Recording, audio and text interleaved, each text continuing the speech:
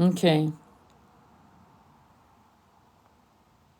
So we're going to do, because as we approach the solar eclipse, I thought that we would start working on some mantras to understand the power of transmutation of energy. And so please share the live if you can. Share the live with those that you care about, who you think would benefit from this. I'm going to do the same on my end to share the live. And it's important that we go through a collective process of healing this earth, our home. It's very hard right now. Many of you are being challenged. And so I've decided to do a kind of series, a few series of mantras, and to study these mantras to some level. We'll do an oracle reading. And at some point, I'm going to do the numerology life path sessions, online sessions that are going to be $15 per person. And I'll probably do it this afternoon, actually. And so if you're interested in being part of that, let me know on this live. And then I'll make sure to, just, ring the bell so you can get access to me, when I come on live. Let me see here. So on April 8th, yes, I do. On April 8th, we are going to go through a massive portal opening, a change. And it's going to be so massive that the 1%, good love, how are you, Andromeda Flame? Please follow Andromeda Flame. She has, in fact, she does a lot of in-depth chakra videos that you definitely want to check out. Chakra is everything, my friends. You've heard of chi energy, chakra, the wheels within your body, etheric, somatic body, and then there's various other chakras. And I wish to God I had this book by Tim Wilde, which I thought I had packed, but I didn't. I must have put it into storage because I was like, you know how it is to move. It's bloody overwhelming. So it's kind of like being a teenager in a massively dirty room. You don't know which corner to start with. So it's that kind of psychology that hits you. But I came across this this particular chapter in Chakra Mantras by Thomas Ashley Farron. And I'm going to read it to you. I'm going to chant the mantra. I actually put it in my notification. Sorry, guys. And I'm going to read this to you, and I want you to close your eyes while I do it. We will be doing a couple oracle readings. I woke up really early. I thought I was going to make an appointment and for my car, and I realized it was too far away. I was like, what the hell am I doing? So here we are. Okay, so I don't know if you know, but Ganesha, I'm going to tell you a story because they just told me to tell you a story. Okay, so Ganesha is the god of prosperity, and he is the god of he removes blockages, right? And in the 1980s, okay, for 48 hours, and this is not bullshit. CNN was, this is when CNN was actually a news station worthy of respect. But anyway, CNN, AB, all the alphabet channels were all over the world. They were covering. Reuters was covering it. It was insane. And people were giving milk. You know, milk is really highly prized. The cow in India is highly prized for many reasons. We're not going to go into it today. But anyway, Ganesha was being fed milk. So his statue all over the world, all over India, all over the world, London, Paris, Rome, Texas, was being spoon-fed milk. And there was no weird funny business in the back because they would like pan the camera from the front to the back, and the milk was being drank. They ran out of it, and the milk was being donated to such level to these Ganesha deity statues that the milk was disappearing. You could call it a Mother Mary miracle, kind of very similar to that. And it went on for 48 hours. I'll never forget it. It was in the 80s. And I have a client who's Hindustani. He's a wonderful man from a very well-to-do family who his mother, from what I remember, remembered that, okay? And it was a fucking miracle. None of us knew what was going. There was no strings behind those deities in anywhere on, and it went on for 48 hours. It was almost like some areas depleted of milk, and then it stopped. That was it, okay? So there's something about portals that open and portals that close. And some of these, what you would call miracles, you might not believe in them. You might be very linear thinker, 3D thinker. But don't forget, 3D logic shifts with the moving of consciousness and reality. 100 years ago, there's no way people thought, even actually 35 years ago, that the brain was plastic, that the brain was malleable, that there was no such thing as a cemented brain. There was an old idea that the brain would get cemented by the time you were 25, and any behaviors, any habits, and if you didn't have the right environment, the right foundation, you were fucked, okay? And now we know that the brain is plastic. Why? Because we've had people with traumatic brain injury who lost speech in their sector of the brain for speech, and we were able to remap it in other sectors of the brain. The brain is plastic. So 3D logic, I don't trust it, okay? So you can't even trust your eyes, because your eyes are taught through the monkey brain, through the 3D filtering, to see and to believe what it sees. And that's why sometimes people have to blink and blink and blink to go, wait, is that what I'm seeing? Am I really seeing that? Because they can't fathom that they're seeing something that is not supposed to be logically present. Okay, that's why some people actually can see ghosts, because there are veils that part, and they're always parting. And some people can see and some people can't. It's not schizophrenia. It's you have some people have the gift to see what others can't see, hear what others can't hear, and so on. Clairaudient, clairvoyant, clairsentient. They can feel things. Like, for example, I'll give you an example, and then we'll go into this. I remember we had moved to Hong Kong. I was 14 years old. I'll never forget this. Beautiful house, 2-story, gorgeous house. Houses in those days, and probably still today in Hong Kong, are rare. I don't know if you know that. Anyway, so this house looked like a palace from 18th century France. I kid you not. Anyway, we're looking to rent it. We go all the way up to the attic, and I'm clairaudient, clairvoyant, clairsentient. I felt this unbelievable grief hit me like out of nowhere, and I went up to my father, and I went, something's wrong here. Something happened here. And he turned to the real estate agent, who I think was kind of clueless, and my father said, did anything happen here in the last, say, 2-3 years? And she, oh, yes, the maid hung herself. Right, actually, yes, a maid committed, unalivened herself. And as you can imagine, we didn't rent that house. We rented another house that was way, way less beautiful than that one. But my father wanted nothing to do with that shit. So there are people that just can feel and see and hear and so forth. And so there are, and you would call them miracles. So with that said, let's begin the reading of this particular, chapter. It's called Mantras of Ganesha Ganapati. These mantras will be useful at any stage of your spiritual journey, regardless of which path you choose. Here it goes. Om Shri Ganeshaya Namaha. Om Shri Ganeshaya Namaha. Om Shrim Ganeshaya Namaha. This is a mantra of conscious contact with the auspicious and giving nature of the Ganesha Ganapati phantom chakra. Use this mantra to begin to weave a positive can-do spirit into your everyday ego. Om Gom Ganapataye Namaha. Om Gom Ganapataye Namaha. Om Gam Ganapataye Namaha. Now you can look this up, and it's actually beautiful. There's oh my God, Eddie and Joe. I think it's called Eddie and Joe, and you put in the mantra of Ganesha, and it should come up. And it's really well done. It's beautiful. It's called kirtan. When you sing mantras like this, Sanskrit mantras, you have kirtan singers. And one of the kirtan singers that's very well known is Deva Premal, which you might want to start listening to. Okay, let me continue. The 89th Upanishad gives this mantra this designation as the remover of obstacles. Did you hear that? Remover of obstacles, which is one of the mantras I've shared with you. It's Om Namah Shivaya, okay, which is a remover of obstacles as well. And so Om Gam Ganapataye Namaha.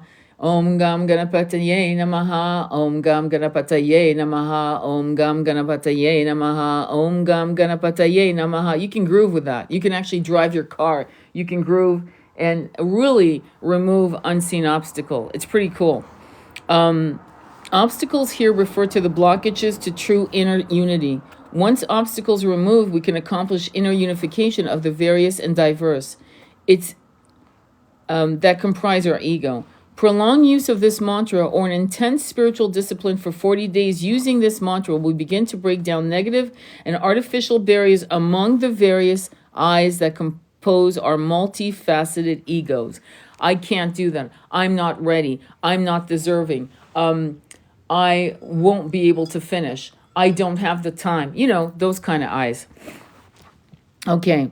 This outward effect of this beginning step of inner unification is the disappearance or dissolution of obstacles that's previously stood in our way. It may be that what we want, it may be that we want a better job and chant Om Gam Ganapataye Namaha for that purpose. Suddenly, a shift in events begin to take place, and new opportunities appear on the horizon, or familiar situation is perceived in a new way. Again, when my car broke down, and I was unable, the horizon or familiar situation is perceived in a new way. Again, when my car broke down and I was unable,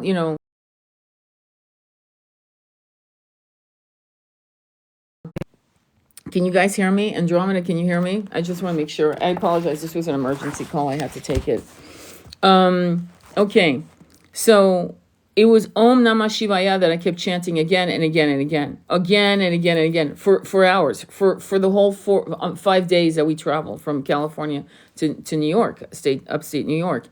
It was that mantra, and it's funny, I didn't even come up with Om Gam Ganapataye Namaha at all. But let me continue, okay, and then we'll get right on to the oracle reading. Bear with me. Hang on. Where was I? Okay, so 40 days. Let me go back. Let me go backwards. When you need money, okay, unless you have a trust fund, most of us sometimes hit a wall, okay? You've got a savings account, your car breaks down, your furnace goes out, whatever, and boom, that little nest egg is gone, right? Okay, so you need money. So one of the mantras, I'm going to jump right into that is important for money is Om Shrim Reem Kleem Lakshmi Swaha. And you would say that 108 times for 45 days. The reason why Thomas Ashley Farron is talking about 40 to 45 days is because, it's repetition. And the repetition of destroying the blockages that are blocking your abundance. Abundance is health. Abundance is love. Abundance is the last thing is wealth, okay? But any abundance that is being prevented to come to you effortlessly, you would actually dissolve the blockages through Om Gam Ganapataye Namaha, which is very simple. I mean, an 8-year-old could figure that one out and remember it, like a little sing-songy type of thing. And Om Shrim Reem Kleem Lakshmi Swaha 108 times for 45 days, 45 days being the prime number here of 9, God's perfect master number, is going to give you abundance. If you want to up the ante, up the frequency of that particular mantra for money, you would actually do it in the shower, I kid you not, or a bath, taking a bath, or by a large body of water, a lake, the ocean, whatever, because water augments frequencies, whether they're negative or positive. And I know you must know that with Dr. Emoto's water studies. Any questions so far on what I just said? Hello, how are you? Please share the live with people who would benefit from that, because here's the thing. And I'm not doing it to promote me. I'm doing it to promote the message. The message is this. Right now, some of us are going through a shit show. We're getting our asses kicked by negative forces as we progress. The more empowered you are, the more enlightened you are, the more you're coming through your work as a spiritual being. You're reading your books, you're doing your mantras, maybe you're jogging, you're hiking, you're connecting with nature, you're eating more pure foods, you're handling your business on a spiritual level, and then you're getting your ass kicked. You might sit and go, what the hell's going on? I'm like, I'm a good person. I don't, what's going on here? And so what that is a sign, and I keep saying that in my lives, every lives to give you strength, because some of you are doing really well and some of you are not doing well at all, okay?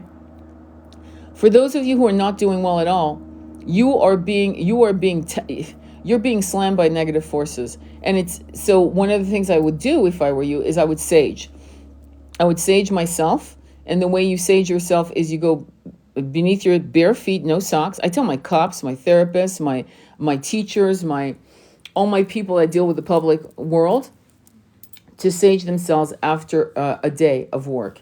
So you sage beneath your bare feet, between your legs, underneath your armpits, around your head and your back, your thighs and so forth. And you say, I attract only people of light. Only people of light come to me wherever I go. Abundance of love, health, and wealth follow me wherever I go. Thank you, thank you, thank you. So that's one of the things you should be doing every day. You can start the day with that. You can end your day with that. I mean, what else are you going to do? Sit in the soppy mess, gunk of negativity that surrounds you, that isn't yours, but is clinging to you like Velcro? Please try these methods. At least try them for 90 days, okay?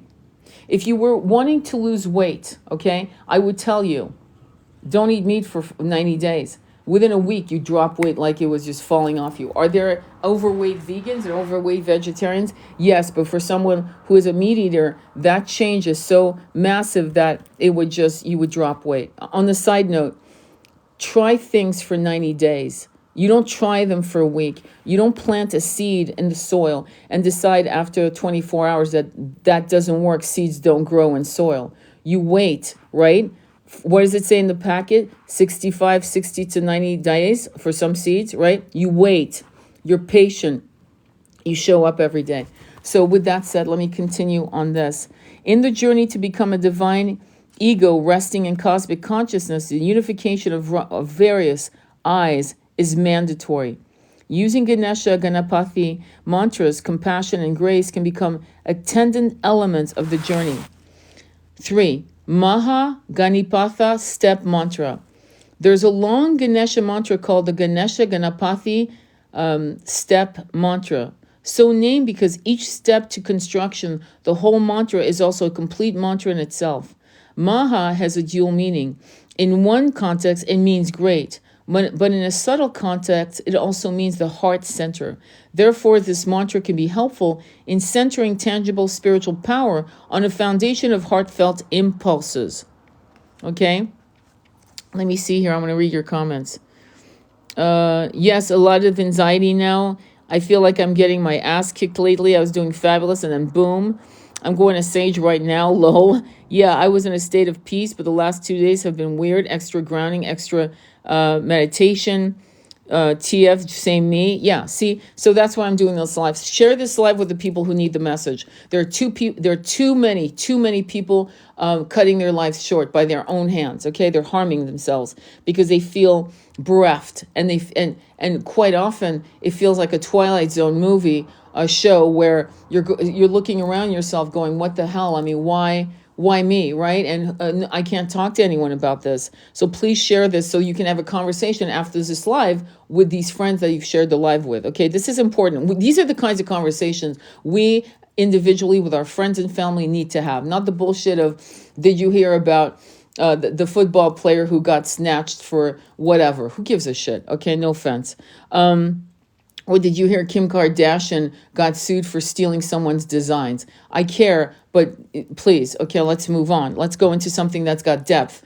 Right now, they're just showing us icebergs and ice waters with ice, ice trays, if you will, plateaus that are breaking, and that's how it feels beneath our feet right now. We're like on these ice trays, if you will. I can't come up with the appropriate name. Ice breaks, and they broke away, and we can't get off it, and we can't stay on it much longer because it is not grounding us, and it's moving us, and suddenly it breaks away again, and it gets smaller and smaller until we're cornered into making the decision of plunging into the icy waters.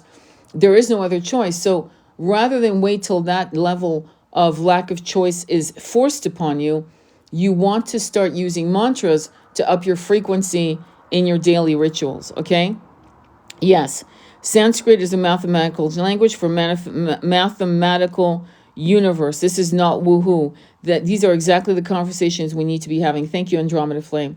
Okay, so therefore, this mantra can be helpful in centering tangible spiritual power on a foundation of heartfelt impulses. This is an important idea in our development because not all of our raw impulses are either heartfelt or helpful. Did you hear that? Should I say it again? This is an important idea in our development because not all of our raw impulses are either heartfelt or helpful. In the following discipline, the power of the mantra is built with increasing intensity by repeating each step from 3 to 108 times. This is also called repeating one mala, the Hindu rosary. Mala or japa or rosary should have 108 beads, okay? And 108, hey, I'm listening while driving. That's so cool. Okay, whoever you are asking about Pedro, ask better questions, my love. You're asking the wrong questions. Believe me. Which consists of 108 beads. 108 beads is 9. 144,000 of us as light beings, twin flames, what have you, is 9. 9 is the master number, not 22, not 11. I don't know why Kabbalah numerology says that. 8 is not a master number. 9 is a master number, okay? Okay, which consists of 108 beads. Over the course of working with each longer and longer mantra, you are, with perfect precision, building the entire mantra within yourself. Now, this is me telling you this. Before you work on your mantra, right? Work on your chakras with an Om Ganapatiye Namaha to each chakra, and then start building more and more power. She says, hi, Andromeda and Tony. This is Lori. So grateful to be connected with both of you. Oh, you're so lovely. Get a Rudra Shika or crystal mala for 108 beads. So grateful to be here. Thank you. Absolutely. We're grateful you're here as well. This technique can be especially useful in learning long mantras, which you are unfamiliar. At the same time, it is also a wonderful way to increase the power within of the various bija, or bija is a seed mantras contained in the final mantra. If you are planning to perform this mantra discipline in the classical way, saying each step 108 times, allow yourself at least an hour each day for the practice. I used to do Hare Krishna, Hare Krishna, Hare Krishna, Krishna Krishna, Hare Hare, Hare Rama, Hare Rama, Rama Rama, Hare Hare. I used to do 108 times, 16 rounds. 108 times, 16 rounds. And I would do it when my twin first gave me this mantra. I would do it on the beach, on Miami Beach by the ocean. I would walk one way and do 8 rounds, and then walk back and do 8 rounds. I think I was out there for 2.5 hours, maybe. I'm not joking. And I'd be sweating like, again, I was 19-year-old, 18-year-old, 19-year-old girl. And after the mantras, I would put my beads, my japas, on the sand, pull off my sweaty soaked t-shirt and jump into the ocean and swim. One day, I saw a vision of an incredible entity. I won't tell you what it is, not today. But because I had done this, and I also did a video on how I did a mantra, again, 108 times, running on the beach in Malibu. At this point now, I'm like in my late 50s. I'm running on the beach in Malibu, and one day I see like hundreds of light beings walking beside me for I'm not kidding, 2 to 3, at the most 3 minutes, 2 minutes solid. And I'm like, what the hell? This is, whoa. And it was because I had chanted the mantra by a body of water. And I put it together of when I had first seen my visions, if you will, where the veils had parted, and I was able to see what I should not have been able to see through the 3D eyes, the mortal eyes that we all have. And it was because I chanted these powerful mantras by a body of water, in this case twice the ocean. Okay, so let me tell you, this is not woohoo shit. This is stuff that will raise your frequency. And I'm being called to, I guess, until April 8th, I'm being called to tell you this so that you can bolster your need to ground yourself as we move into the solar eclipse. This shit's so important that as I'm going through the New York Thruway, whatever they call it, the Thruway, I see a sign. You know how they say accident ahead or weather advisory, whatever? It was saying April 8th, solar eclipse. It shocked the shit out of me. What the hell is going on, right? So that was a shock to me because they usually don't do that, okay? If you're planning to perform this mantra discipline in the classical sense, what it means is you would say the whole mantra, Om Gam Ganapataye Namaha, And then you'd go on to the next beat, Om Gam Ganapataye Namaha, to the second beat, the third beat, until you get to 108, which is called one round, doing a round. All right, let's keep going. 90 minutes is probably closer to the time you will need when starting out, unless you are very familiar with the mantras and can repeat them quickly. The complete Maha Ganapati step mantra progress looks like this. Listen to this. Om Swaha. Repeat 108 times. Om Shri Swaha. Repeat 108 times. Om Shrim Reem Swaha. Repeat 108 times. Om Shrim Reem Kleem Swaha. Repeat 108 times. Om Shrim Reem Kleem Glom Swaha. Repeat 108 times. Om Shrim Reem Kleem Glom Gam Swaha. Again, repeat 108 times. Om Shrim Reem Kleem Glom Gam Ganapataye Swaha. And again, you repeat 3 times, 108 times. Om Shrim Reem Kleem Glom Gam Ganapataye Vada Vadada Swaha. Repeat 3 times, 108 times. And finally, Om Shrim Reem Kleem Glom Gam Ganapataye Vada Vadada Sarva Janami Vasham Swaha. Wow, right? Wow. So this is the step mantra. And so now complete mantra. Om Shrim Reem Gleem Glom Gom Ganapataye Vada Vadada Sarva Janami Vasha Manaya Sawa. Wow. Rough translation. Om. May the abundance producing great remover of obstacles that transcends this apparent reality bring all things that concern me under my control.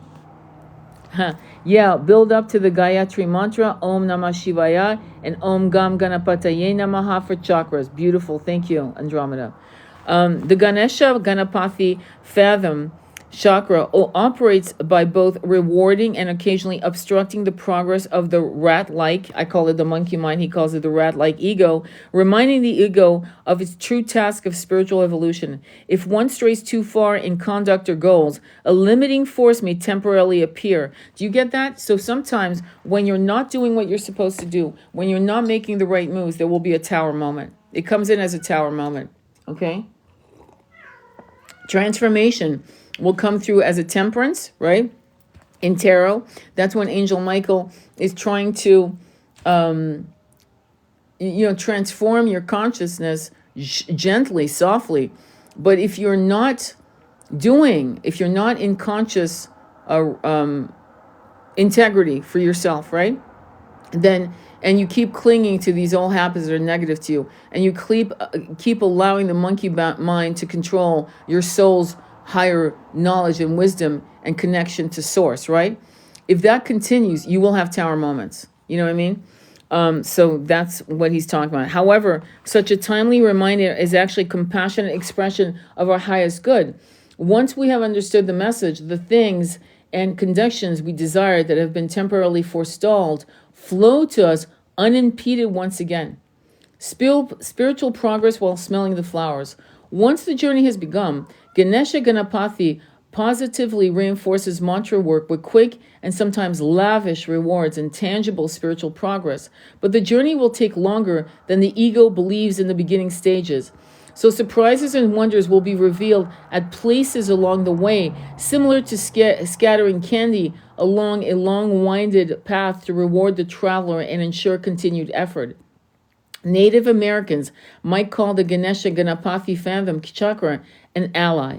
At every step in the unification of multiple eyes, he is with us and is available to help and bless us as he moves with the ego mind personality and shepherds us towards its divine destiny. Wow, that was incredible. So, yeah, right, Ian. Ian is the most talkative cat I've ever owned. I've had many, many cats since I was 25. And this cat, I swear to God, I feel like he's a person that somehow got the karma to be a cat. I kid you not. And I never believed I would ever say that about animals, because I think that they're much more evolved than us. But I think in this case, this little man is definitely journeying a life out of the monkey mind into the elephant mind of Ganesha. And Ganesha, if you've ever seen elephants in action, Ganesha is wise, all-knowing, and remembering, and connecting with it's connecting with levels of abundance that you maybe not even able to fathom yet. So we're going to do an oracle reading right after this. We're doing it now. Lightworker Oracle, which is this particular oracle deck. Again, Alana Fairchild, she's my girl. Fierce Love 1111 edition. And Lightworker Oracle, again, is what it's called. Wise Corporation, connection with nature, and the abundance of Gaia. Absolutely. Pachamama. I tend to call Gaia Pachamama ever since I did ayahuasca. And for me, Pachamama is asking us to do better.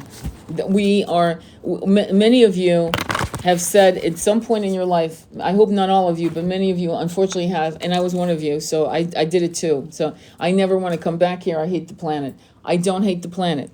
I love this planet. I adore this planet. I adore it. It's the 1% we need to kind of put back into, we need to put them in notice that, these shenanigans are going to stop. That's it. You know what I mean? All right. So I'm doing the oracle reading. Give your angels, guides, and ally. Pachamama and Pachatata are asking to do so much better. Exactly. Thank you. So let's go ahead and choose an oracle card. Thank you for all the love. I so appreciate you guys. Share the live. There are some people that really need to know. I upload these particular lives. I've been uploading them to whatchamacallit, my YouTube channel, which is Sacred Intimacy and Tarot. Please follow me there.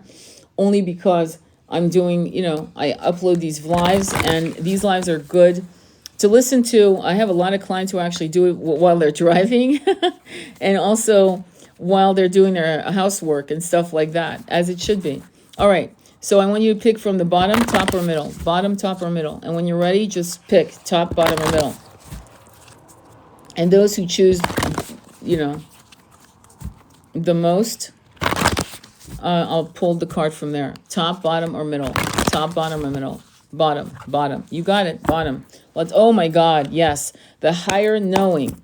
It's called the higher knowing. There's this beautiful African-American man with gold eyes.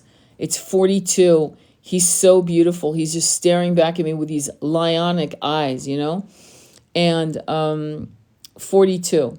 So 42 is 7. 7 in Kabbalah numerology is the journey. It's Neptune.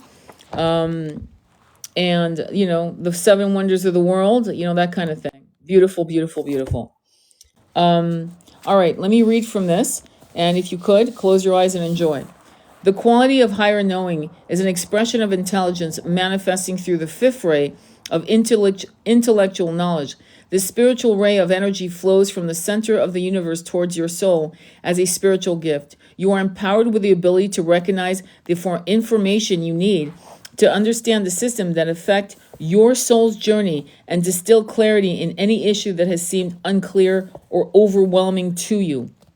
The right knowledge at the right time is a powerful support for human evolution. Your intuition will support your intellectual mind in discerning the true quality of information and applying it intelligently in your life for the best outcome. I'm being told to do a tarot reading for you right after this. So that's what I just want you to know. So right after this, I'm going to do a tarot reading to see what the message is for you guys collectively and what's going on. Okay, let me continue. The Archangel Raphael now assists you in integrating the blessings of the fifth ray. Any questions you now ask shall be answered in a timely manner through the gift of higher knowing. And this higher knowing, I call it the unspoken knowing. It's a download. What does that mean, the unspoken knowing?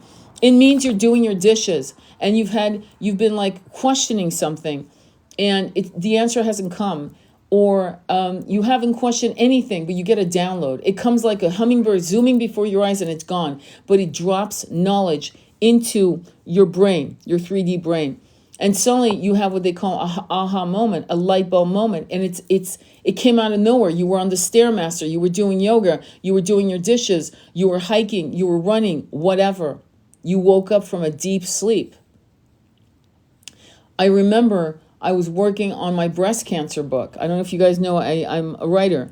And I was belaboring what kind of words should I use for this breast cancer, because I'd done all these images of breast cancers and their lovers, right? I wanted to be a Kama Sutra for beloveds, okay? For women who had survived this very transformational and challenging time in their life, body transformation. And it came to me out of a deep sleep. I woke straight up and it said Songs of Solomon from the Bible. Some of the most beautiful poetry of love, transcendental poetry of love, of desire, but transcendental desire. Do you know what I mean? So that was like a download that was divinely dropped into me. So that's what I'm talking about. Your soul is blessed with an infusion of the fifth ray of intellectual knowledge at this time. This means that a particular spiritual journey energy is available for you for a divine purpose. Even if you may not understand the reason for this journey coming to you now, it will make sense in time. This blessing is serving your soul's progress and stimulates revelations of truth in a matter of importance to you. When the fifth ray becomes significant in your soul journey, it is because you are distilling new truth. It might be the truth of your own inner voice, a sense of discernment when you realize that the appearance of a person, group, or cause is misleading, different to the inner reality. Or it may simply look like finding information needed to proceed on a matter of concern. Becoming clear with your questions will swiftly stimulate the unveiling of solutions. Discernment is incredibly important on the spiritual path, more so as you open up to work with the different teachers and practices and to resolve the issues in your life according to your spiritual principles. Discernment is not judgment, but it does allow you to make informed and helpful decisions based on frequency. Based on frequency, yes. So in the Journey of Souls, there's a particular scene. I don't know if you guys have read Journey of Souls, Destiny of Souls by Michael Newton, but there's a particular scene where this woman has seen her life between life path. It's called LBL, Lives Between Lives. And she sees her father, who clearly is much more advanced. Because he's more advanced, spiritually speaking, his frequency is higher. And though she sees him, there's an invisible barrier where she can't be with him. She calls to him. He turns and smiles and walks away. He can't be with her. Their frequency is a mismatch. Does that make sense? So you can be in a soul group. Okay, and we talked about this last night. And a person can be a serial, what? KILLER, right?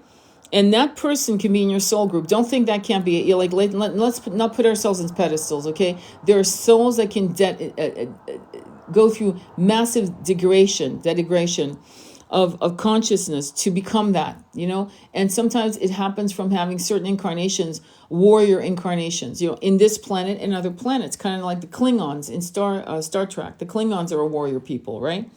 So what happens is at some point a soul is corrupted, okay? And so frequency is going to determine who's around you. Now, here's the caveat, and this is big. When you go through you can be the nicest, you could be bloody Mother Mary walking on water. But if you're depressed, first of all, you wouldn't be walking on water if you're depressed. But if you're going through massive depression or massive self-loathing and suicidal ideology and so forth, then your frequency will attract very dense energies and it will make it worse. And so I'm not trying to judge you and say, don't be depressed. I've been depressed. I'm massively depressed. Okay, dark night of the soul up the wazoo like you wouldn't believe. So I get it. But what I kept doing during that time with my new understanding as a spiritual being in these bodies, right, is I kept doing my mantras. I kept working on my chakras. I kept meditating, even though, to somehow rebalance myself, even though I was going through the dark night of the soul, so that I did not attract. And to be alone, to be the lone wolf during this journey is probably better than being around a-holes. I'm just being very real with you on that. Let's continue. When you choose to associate with people who are on a higher frequency, you will experience win-win situations where everyone benefits. If you choose to associate with people on a lower frequency than your own, you may feel that your life is stalling or moving more slowly than it needs to be, becoming harder than it needs to be, with more obstacles and difficulties than you feel are necessary. You will just know deep within that something is not quite right, not working as well or as easily as it could, and you will want to know why so you can change it. There are people you'll need to cut out of your life. I'm sorry. Okay? There are people who are so negative, so dark, and no matter how much you love them, you're going to have to put a pause button on them having access to you. I'm sorry. Yeah, it's going to hurt. Okay? Discernment helps you navigate your way successfully through the compelling illusions that are part of our perceptions of the world, to find the real gems and step back from that which may glitter but is not gold. The fifth ray helps you to choose wisely and sever unhealthy, unsupportive connections or situations in your life with awareness and conscious, empowered choice. It is time to reflect with discernment, to apply logic and reason in service to the well-being of your heart. If your heart is protected, right? When I mean protected, honored, you know what? Screw that word protected. When you're in right frequency, there is no need to protect, to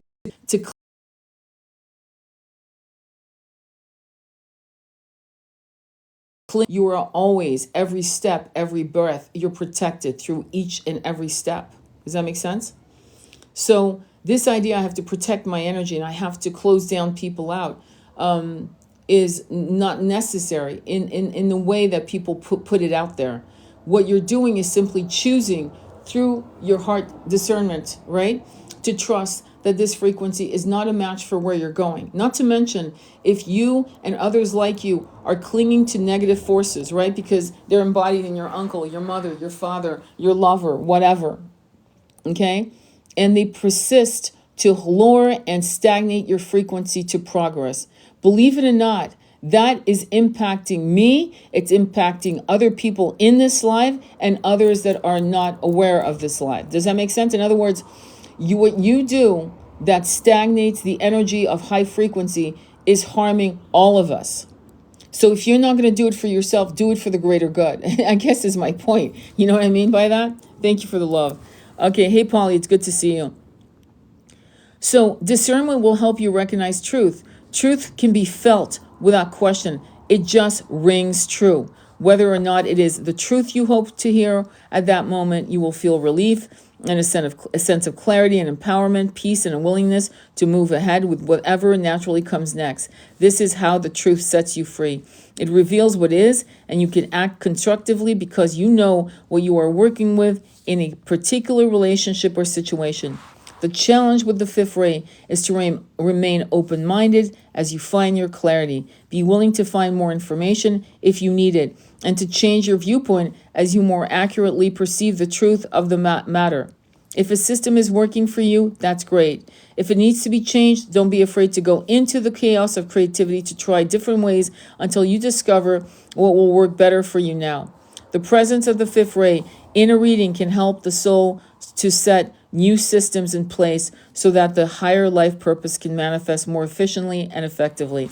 When Archangel Raphael enters your life, the healing journey is vital to your soul development. That healing may apply to body, mind, and soul, or to specific situations or relationships. If you uncover a truth that requires you to go through some uncomfortable changes or explore possible new choices and growth edges in order to respond to that new information, the Archangel will help you. Have faith, for any discomfort is temporary and is part of the process of expressing your soul's purpose in the world more fully.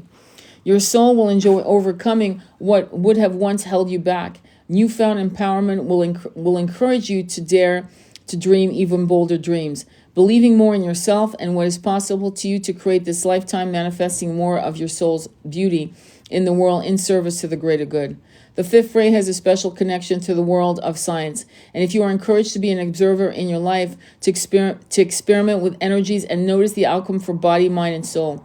Your soul path will be supported this time as you pursue scientific understanding in matters of interest, whether this be learning about nutritional science, quantum physics, the chemical composition and healing effects of essential oils, researching scientific papers on meditation, healing, and so on.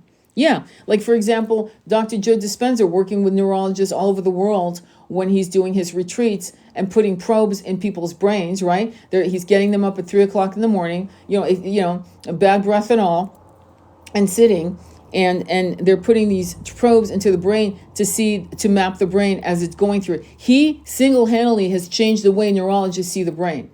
The sad part is you've got psychiatrists, psychologists, brains, other types of doctors and who are not hip to that yet. So this understanding of the science of these various modalities of healing yourself and the collective, you might be called to go and study that and to articulate it in a level that is, no offense, a pedestrian level. So people, the common man, the common woman can understand it, okay? Because it is necessary. Because I am so sick and tired of people acting like this is woo-hoo. Woo-hoo should be struck from the language. None of this is woo-hoo. What's woo-hoo is these weird, dense 3D ideas that are so stagnant and so patriarchal and matriarchal in its toxicity. These old systems of, if it ain't fixed, if it ain't broke, don't fix it. This lack consciousness of not progressing further and higher is no longer part of our collective journey. We are all nomads walking towards the highest light in these incarnations. If these are not of interest to you, then it would just be simply the application of a scientific mindset in your life to become methodical and analytical in your approach to life, and through trial and error, notice which steps generate the desired results. This down-to-earth attitude can help ground your inspirations, find practical solutions to long-standing problems, and allow your soul path to manifest more readily. Trust that there is an answer to be found, and you will discover it. Yeah, there is no question that can be answered. None. The question isn't, can you find the answer? The question is, can your brain process the answer, right? In other words, the 3D brain. Have you ever talked to people about reincarnation? Just let's use a common, basic start prep language on the spiritual journey that we're all on. Talk to someone who is clinging to their religion like a buoy, or sucking on it like a pacifier. Or talk to someone who is an atheist and talk about reincarnation, and see how far you can go with that. You're not going far, because their brains can't wrap around that concept. The arrogance. I remember my mom saying to me, which I love this. She said to arrogantly think that in one incarnation, you're going to be so good, you're going to master everything so that you can be beside the one of 1,000 names, the one who created us all. In other words, Source, God. It's not how it works. To think that one person is going to die of starvation at the age of 3 years old or whatever, and that's their only incarnation, and that's all they will always ever be. And it's so limiting. It's so insane, right? It's like, but there are people that actually believe that this is it. You'll never be more than this, and you'll never have more than this, and you've never been more than this. And you can understand why people would fall into massive levels of despair. To me, reincarnation is the very foundation that launches you into a spiritual path. Once you understand that, you understand karma. Once you understand that, you understand dharma. Once you understand that, you go more and more into depth.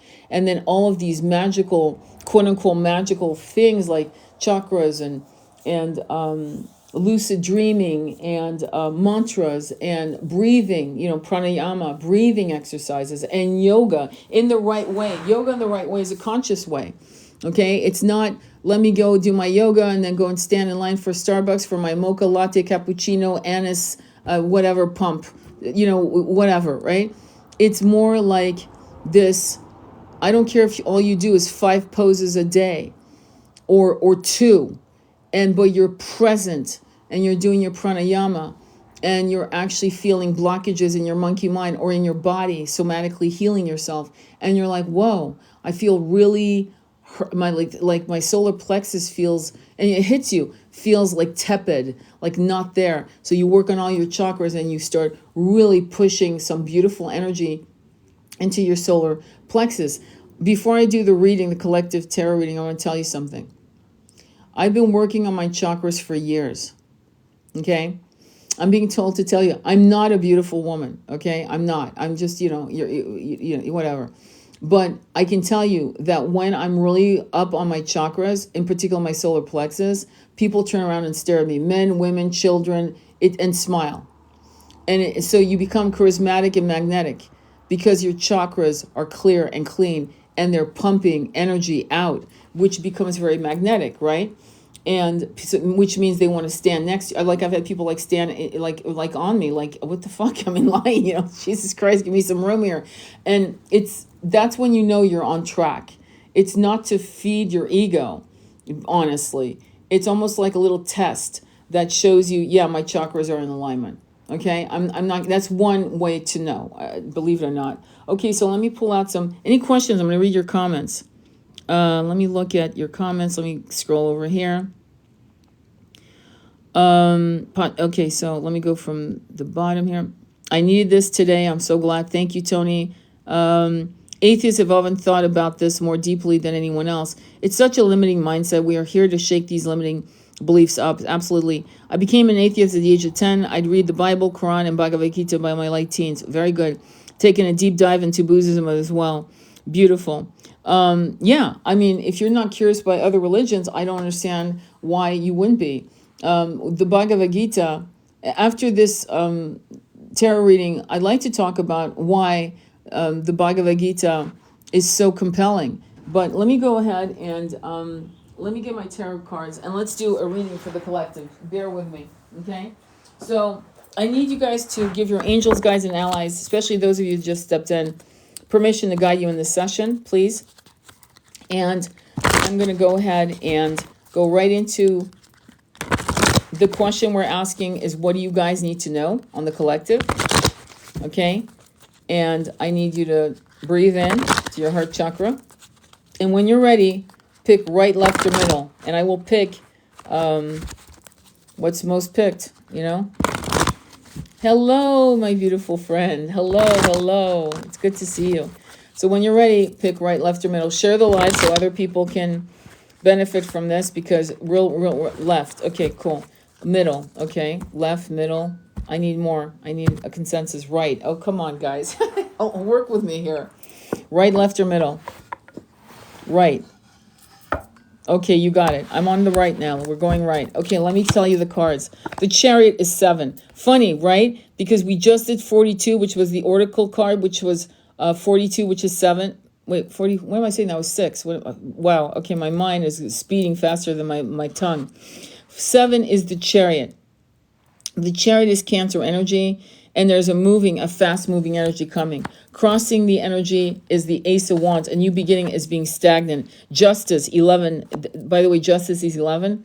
And Justice is asking to right the wrongs, okay?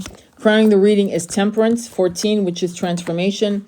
It's very beautiful transformation. It's Angel Michael, who's actually trying to transform the situation. It's crowning the reading. It's 14, which is magnetic communication with the public. Mercury energy. Recent past, 3 of Cups, celebration. 9 of Pentacles, being in your own power. But that's all in the past. So right now, 14 is Temperance, which is transformation. It's going softly, slowly. Chariot, something's going to speed up. But there's a beginning. Ace of Wands, there's a beginning that's being stopped. Righting the wrongs is stopping it. 6 of Wands is a conquering hero, meaning you become triumphant. You're about to have battles that you win, and from the battles you win a war within yourself, a war with the outside environment that is making you stagnant, okay? 6 of Pentacles is, in this case, a balance of give and take. The Wheel of Fortune is outside your realm. Wow, this is a hell of a good reading, actually. 6 of Pentacles is a balance of give and take. The Wheel of Fortune is upright, which means that you are in your groove. It's the outside environment. The portals are opening for you is what it means. The last card is the Fool. And the Fool is not a chapter, it's a new book. The Fool is you've gone through the complete entire tarot deck, right? and you've gone through the whole cycle, okay? And now you're back to zero. You're back to zero because, so this is why I tell people when they say I'm healed, I go bullshit, because I know they're not healed, because none of us are healed. It's like skimming scum off a stock. Just when you think it's clear, more scum comes up. And it's the nature of us. We've had multiple incarnations in multiple dimensions and planets, and we have some stuff that we're finally able to self-realize and to heal. Okay, that's what makes you divine. Divine isn't something you just throw around like, oh, divine masculine, divine feminine. No, divine masculine, divine feminine means that you are aware of your shit and you're on the path to healing it. You're so sick of this that you want to heal things within yourself. That's what makes you divine. That's a broken masculine or feminine is somebody who's in denial, who doesn't want to do it, who's actually, bereft, but doesn't want to actually do the work, and is not honest about it. Let me clarify the cards. Tell me more about the Chariot, please. Tell me more. What's going on? The Queen of Cups is this incredible loving energy, Pisces, Scorpio, Cancer energy. And by the way, that's funny because, again, Chariot is Cancer energy. So whoever's out there as a Cancer or who has a North Node in Cancer, that could be a message for you. But there's so much love here. Into the Ace, the Page of Wands. And Page of Wands is a message, a passive message coming in. Into the Wheel of Fortune again. It's basically asking you, come and do your message with love. As long as your message is with love, the Wheel of Fortune is upright again. And you will impact the outside environment with whatever messages you have to share with the collective, with your family, with others. Okay, we're going right into Temperance. Why is the Temperance here? The Magician, co-create what you want. Three of Swords is a broken heart. Into the Seven of Pentacles. So here's the problem. In Temperance, you're going through a transformation. Magician walks in saying, what do you want to co-create? My heart is broken, you're saying. My heart hurts. Okay? A person who I love, their heart is broken. There's been duplicity. There's been lack of being able to see what's going on in our connection, or my connection with myself, or my connection with you, my beloved. And there's been betrayal, and you've hurt me. Seven of Pentacles. Do I invest? What do I invest in? And so there's this energy of, well, what do you want? Well, I don't think it's possible. No, that's not the question. What do you want? Well, but my heart is broke. Yes, I know that. What do you want? Well, I want X, Y, and Z. Then manifest. The Magician is here. Temperance is here to help transform the energies. What do you want? I want this. Go get it. All right. Ace of Wands sideways is, again, creativity is being stopped. Knight of Swords is coming in with this energy of impulsivity. It's an air sign, Aquarius, Gemini, Libra. It can be an impulsive energy that is going too fast. Be careful. Chariot is here again. Again, fast, speeding energy, impulsivity. Three of Wands, the portals have opened. Let me get another clarifying card. Is this good for them? Is this energy good? The Magician, Wheel of Fortune. You're damn right it's good for you. So don't be angry. Don't be impulsive in terms of angry, impatient. That's not the word anger. Impatient.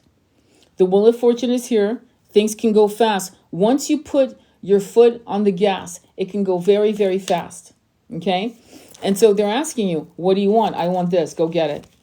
But don't be impulsive. Don't do it out of, out of impatience. Do it out of love. Do you understand? Do it out of that place of compassion. Justice is giving me the King of Cups. King of Cups to the Queen of Cups. There might be a soulmate connection that you are connected to. There's a lot of love between you guys. Tell me more. Nine of Swords, anxiety. Into the Two of Pentacles, juggling material concerns. Nine of Swords is a massive anxiety. It's too many thoughts. Let's go right into clarifying the Six of Wands. Tell me more about that. The Tower. So, let me continue because that's bad. Okay, Six of Wands is I won the battle. The Tower is a collapse. To the Five of Wands, outside distraction. To the Nine of Wands. Oh, I get what this is. You will win. But the problem is you're going to let other people advise you wrongly. Five of Wands to the Knight of Wands. Knight of Wands is exhaustion. When will this end? The wounded warrior. And so you can win and stay in the winning frequency. But if you allow other people to influence your journey, taking advice, relying on people, it will mess you up and it will create exhaustion. Tell me more about this energy, please. I'm getting another deck. Tell me more. Two of Pentacles, juggling material concerns, the Empress into death. Empress into death, juggling material concerns. Spiritual material concerns are a problem for starseeds and twin flames and twin rays. What you have to understand is that you have to stay in your Empress energy, non-gender specific. What that means is you cannot be waylaid by the Two of Pentacles. It's here back to back. Two of Pentacles creating this unbalance. What are my priorities in the material world? Wrong question. The right question is, what is my priority for my heart? What does it feel right? Well, I want to go to France. Then go. No, it doesn't make sense. I have 2 weeks off vacation, but my mom needs me, my father needs me, my child needs me, my this needs me, my dog needs me. Everyone needs me. What would they do if you were no longer on the planet? Somehow they would have to put one foot in front of the other. So suddenly you have a hit to go to Glastonbury in England, or you have a hit to go to Bali for a 2-week retreat. But you're saying no because of material concerns. You're saying no because your twin might call you and you'll be, in another country or doing something else. Or there's a business you want to start. The Two of Pentacles is not a good place to be when you are the Empress. The Empress into death. Death is transformation. Is saying, look, if you don't do this, we will rip the curtains down. You've got the Tower now and death. Temperance tried to come in, right? Crowning the reading. Saying, what do you want to manifest, right? It said it very slowly. What do you want to manifest? We know you're in pain. We know you're going through some stuff. And we're giving you the Magician.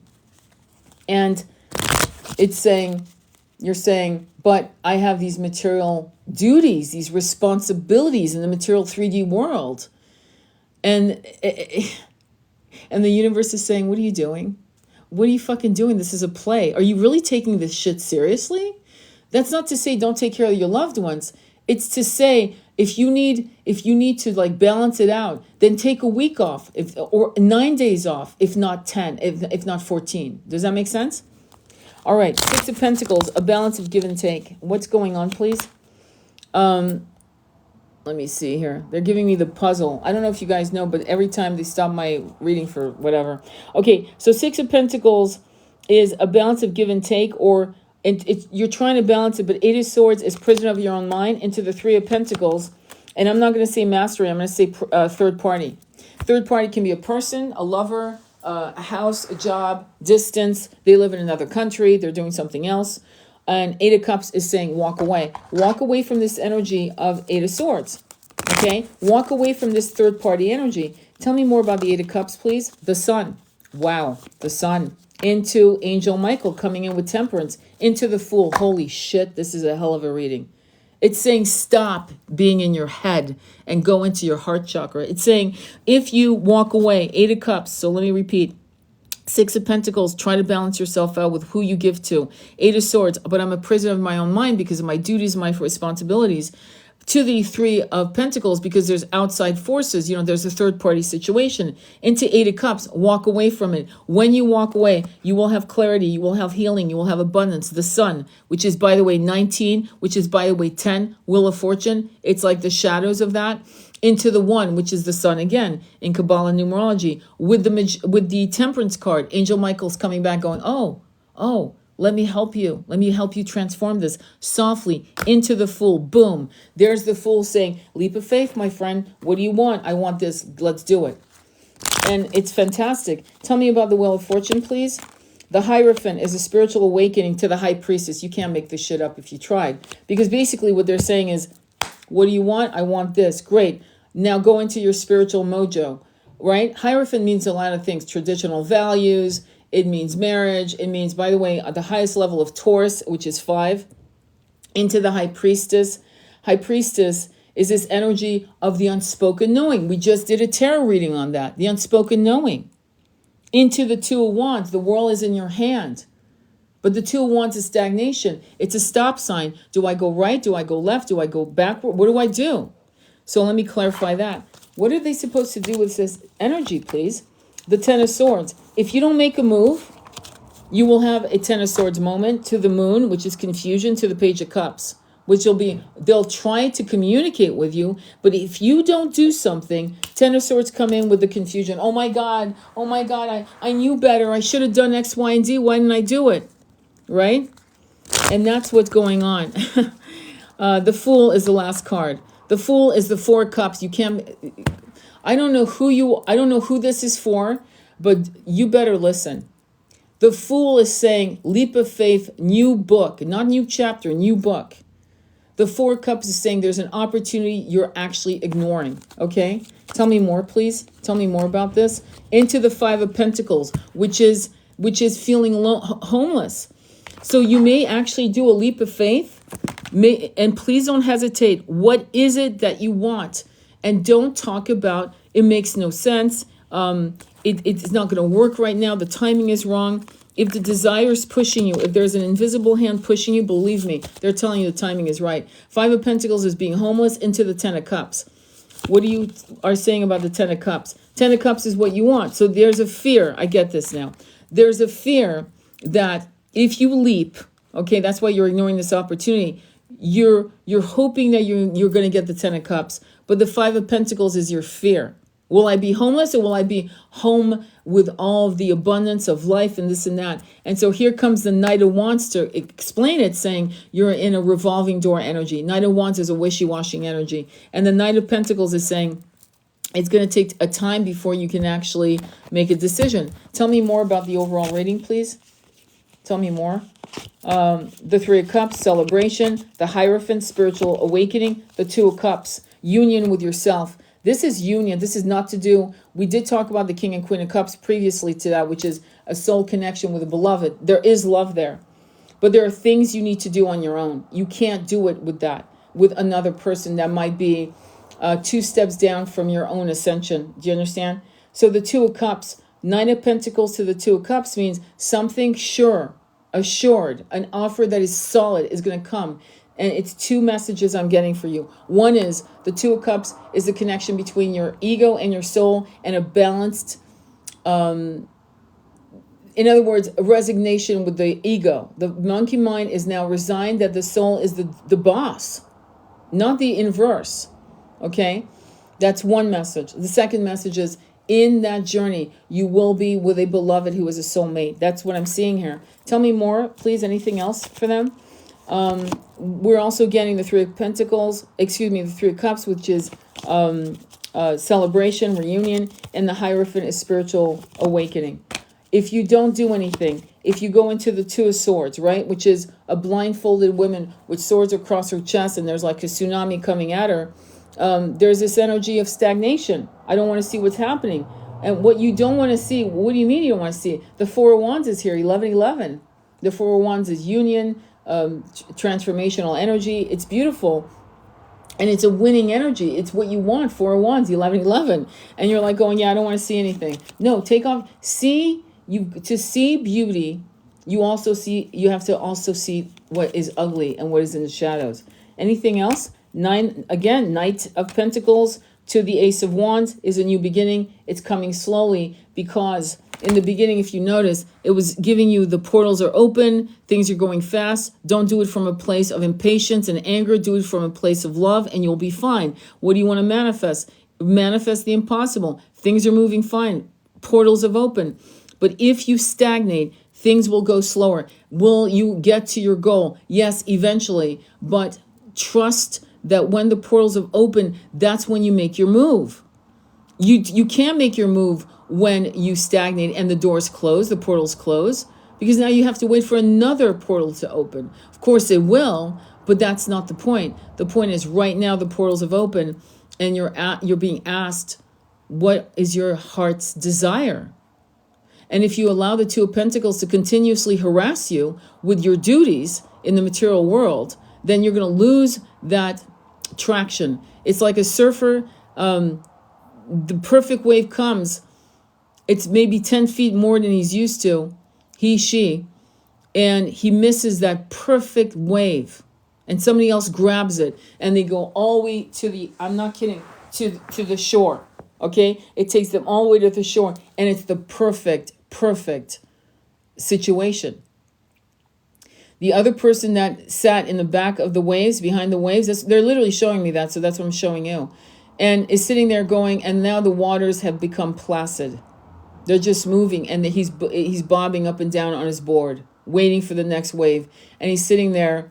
There's nothing happening. That was the wave. Okay? Yes, a new wave will come, but now he has to wait. Does that make sense? Any questions on that? Any questions or comments? And let me read your comments. Let me look at this. Okay, good. This is resonating deeply for me. This hits home for me. I booked a trip to Chicago with my twin. For some reason, it's bringing up fear. Oh, shit. Yeah, no, not a good idea. Fear? Why? Keep chanting.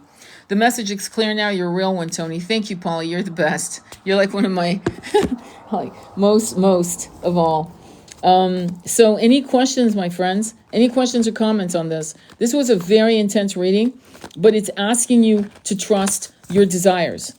And it is not easy in terms of the trip to Chicago. What fears? Life happens. Anything can happen. But if you continue allowing this emotion called fear to override what could happen, yes, it'll be shared on, I will upload it. I promise you. I've been uploading these particular lives because we're doing mantras. We're doing all kinds of stuff. Wow, that applied in every way. Good. I feel this was just for me. Thank you. Will you share that? Yes. So I will definitely go on Sacred Intimacy Tarot on my YouTube. I will share it today. It will be uploaded. So with that, I'm going to actually give you one more oracle reading, because on that, I need to see what powers want you to understand by this reading, especially those of you who've been here from the Giddy Up. Okay. So let me get my cards from, bear with me. I'm being, again, you know what I'm always going to go to, because of this particular reading, I'm going to read from the Kali Oracle deck. Kali, been missing you, Tony, as always. I keep thinking I need to travel to Egypt. Thank you. I was thinking next year. Why next year? Why? What happens next year? Why next year? And by the way, Jen, on a side note, you may want to look up Freddie Silva.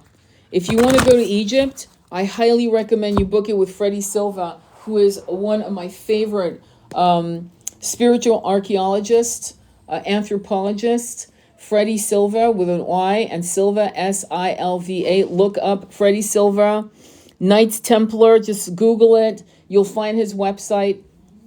Sacred Divine Blueprint is one of the books. He's written so many books. It's insane. He's written about crop circles. He's brilliant. He has written about... So anyway, my point is, go and check out his offerings for Egypt, because maybe it is next year with him. I highly recommend him for you, okay? I think that would be an amazing experience. Jen, let's go on my vision board right now. All right, so I'm going to go ahead and do the Kali Oracle deck, because after this robust, kick-ass reading, we need to find out what the hell is the final message, and then I'll call it a day. All right, so when you're ready, pick top, bottom, and middle. Top, bottom, and middle. When you're ready.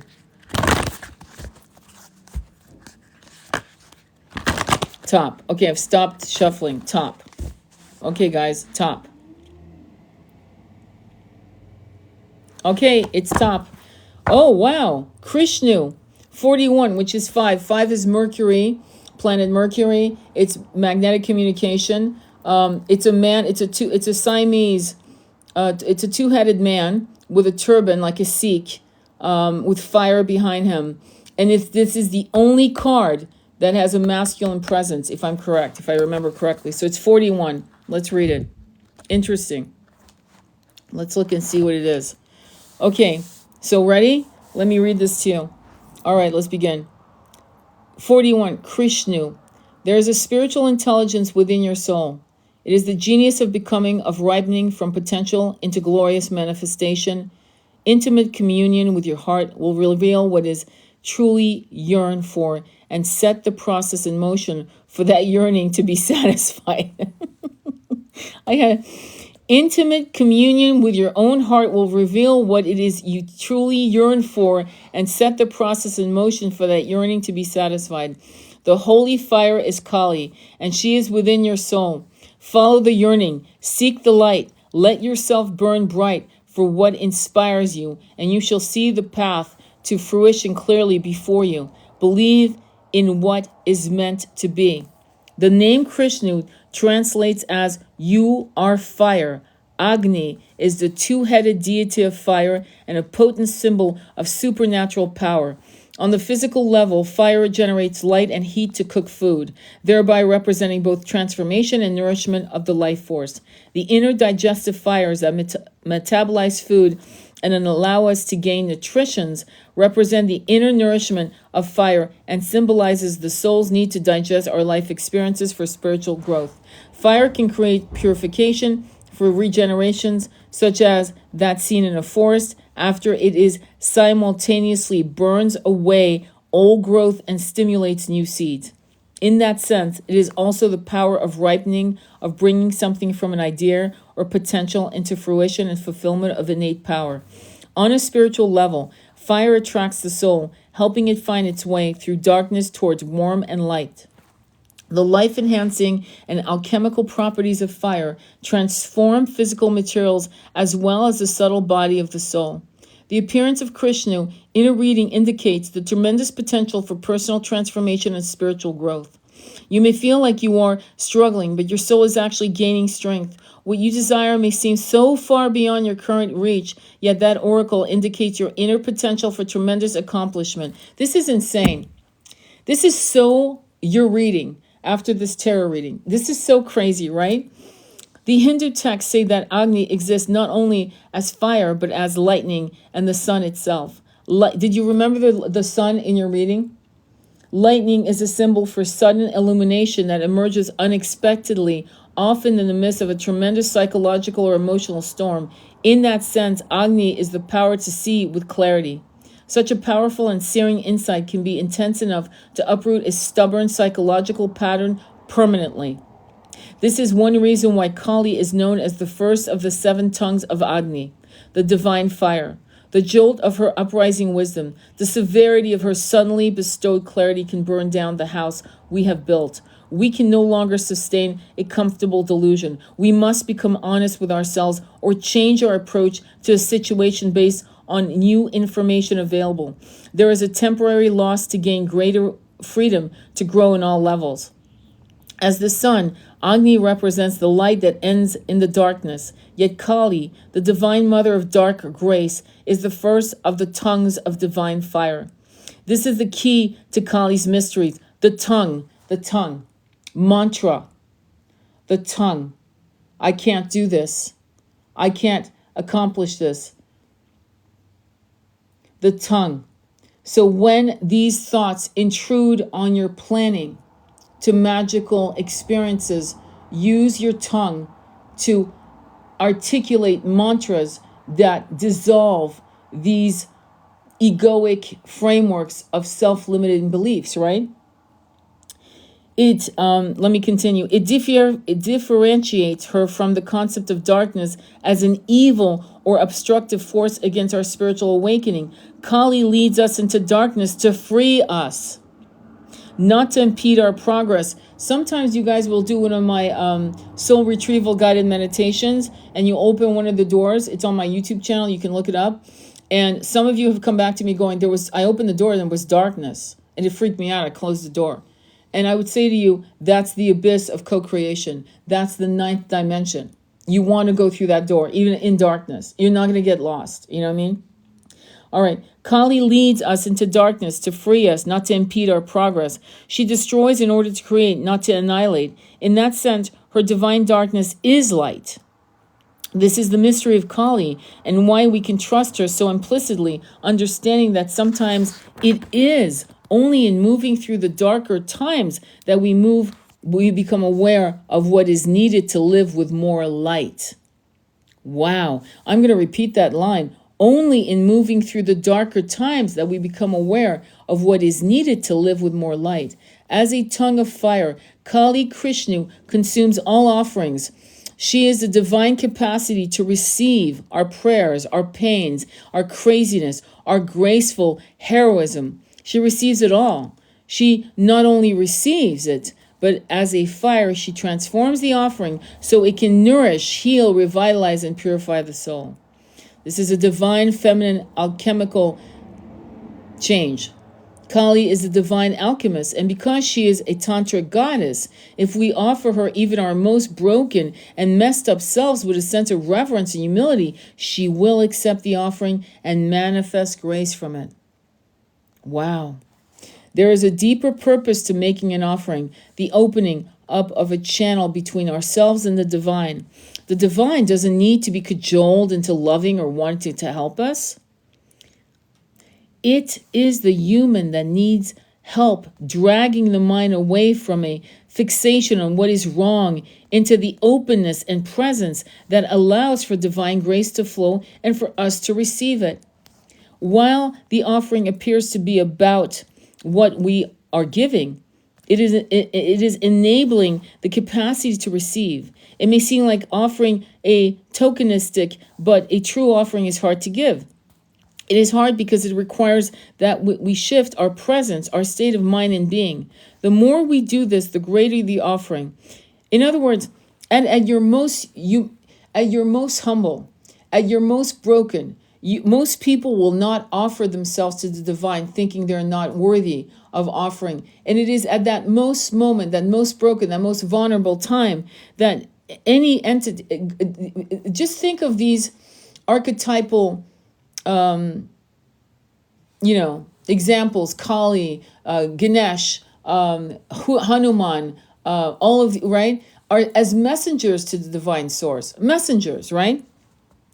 So when you give your divine self in your most broken, right, your most unworthy in your mind, in your eyes, through your eyes, it is then that the source will take you, Angel Michael, whatever you want to, whoever you want to put yourself be at the obeisances of that person. Like literally prostrate yourself before source and its messengers and say, I'm so broken. I don't know what else to do anymore. I don't feel worthy. And yet I beseech you, please help me. This pain is unbearable.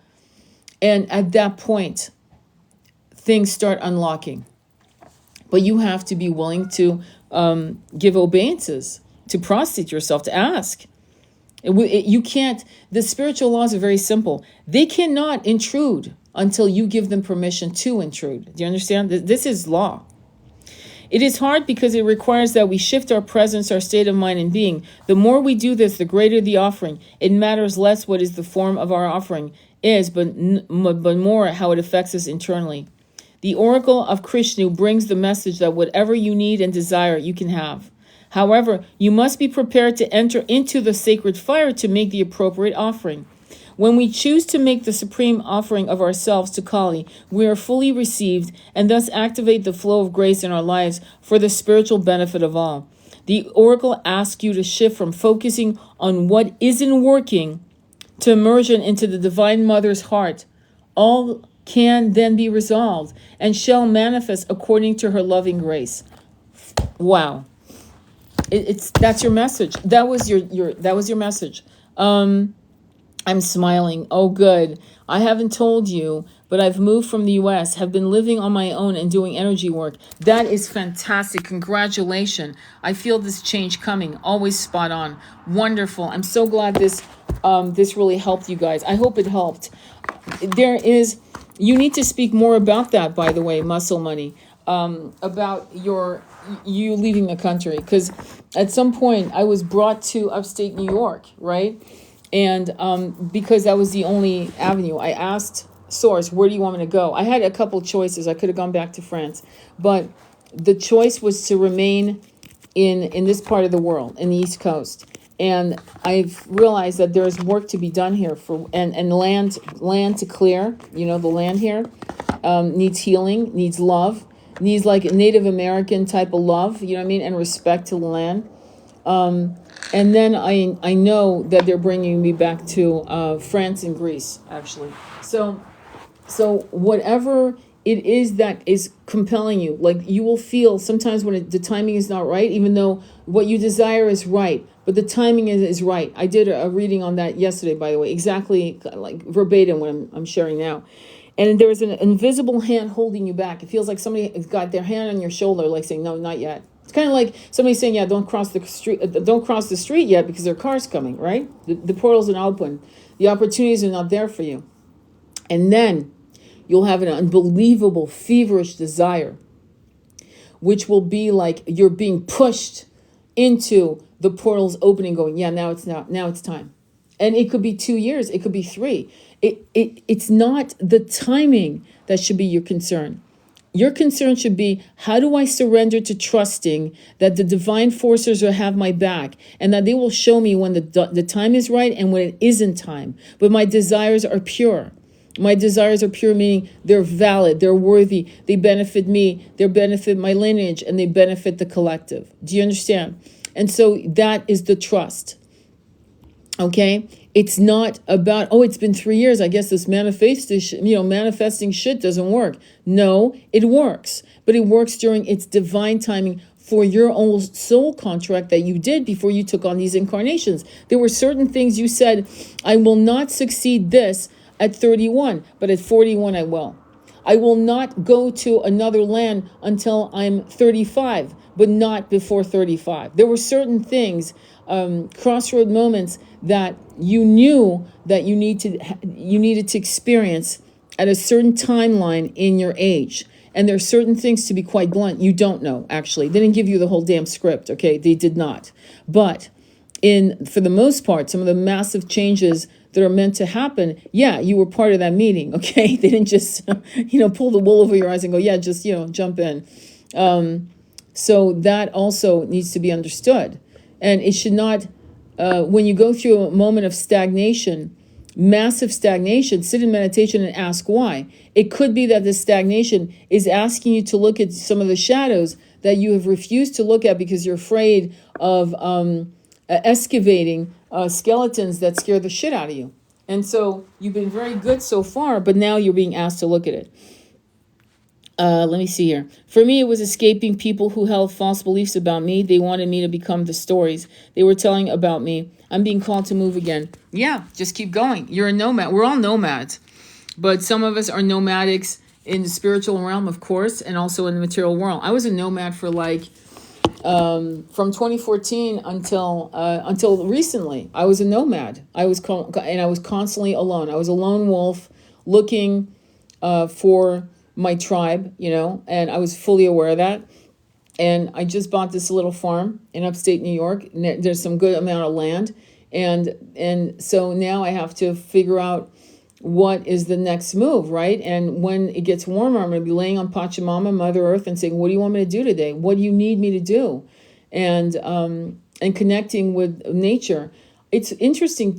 I don't feel alone. It's the weirdest thing. I really, when I was younger, I would meet friends for coffee. We meet, we talk about philosophy, poetry, this, that, and art, and so forth, and spirituality. And I've had none of these experiences since 2014. I'm not joking. Those experiences have been ripped out of my daily life, which I love doing that. But now the journey has been nomadic. It's been the lone wolf syndrome. And even with my twin living with me, it's still not, I'm still in that role of the lone wolf. What happens when you go into separation with your twin and you come back into union, you might have this weird false impression that all things are good. Yes, when you're a twin ray, but when you're a twin flame, the running still continues. I'm not joking. You might still be physically in the same room, okay? But the running aspect is still there. So the person who told me about Chicago being afraid this and that with your twin, it's because there's a part of you that it wants to flee like a deer because you're afraid that something's going to go wrong. It doesn't matter if it goes wrong. See, that it doesn't matter if you go into separation again. It can't matter anymore. What matters is your ascension journey. What matters is that your twin is you. You are your twin. Okay? So if your twin is still in multiple levels of 3D shadows, right, that make you feel unsafe, that they may pull the rug from under you. I'm not saying expect it. I'm saying expect nothing. For this moment, the universe has proactively said, yes, be together. And if the frequency no longer is a match, because it could be that you're not to that level of frequency. I'm not here to kiss your butt, but but it could be that they're definitely not to the level of your frequency, knowledge, and so forth, right? And at that point, yes, separation will ensue. There's nothing you can do about it. Nothing. The universe will go, yeah, we're done. You're done. Nope, time out. You're done. Nope, that's it. You go to your corner and you go to yours. And they will support you. And that's why so many twins end up with high-level soulmates. So many, happily, beautiful. The twin flame is not, it's a shit show, okay? Even in union, there's always bullshit arising. There's always, little shadows of fuckery coming at the cracks and the seams of the relationship. Always, okay? Until you get to a place of stability where you are on the edge of twin ray union, and that's ultimately the goal. You want to be in a twin ray union, not twin flame. Twin ray means there's none of this shit. You're not chasing, you're not running, there's no more fuckery. There's incredible candid self-awareness by you and your person. There's real conversations that are meant to heal. There's no denial of what was done. There's no denial of past abuses or miscommunication. There's none of that shit. Twin ray is you walk together in step. No one's ahead of the other. You're in step. And so you can be in the kindergarten level of a twin ray. Absolutely. And twin rays have been known to digress to twin flame, just on the side note, just so you know. It can go either way, right? Okay, let me read your comments. And thank you for this. That's how I feel with my twin. Lol, not yet, not time. Be careful with that, though, because if the universe are putting you together, it is time. There's stuff to be done. I'm glad you were talking this step and have your son. Me too. Very, very blessed. There's a lot of healing that needs to be done. This is how I feel. I feel like no place feels like home. And after about 5 years, anywhere I want to move. I hear you.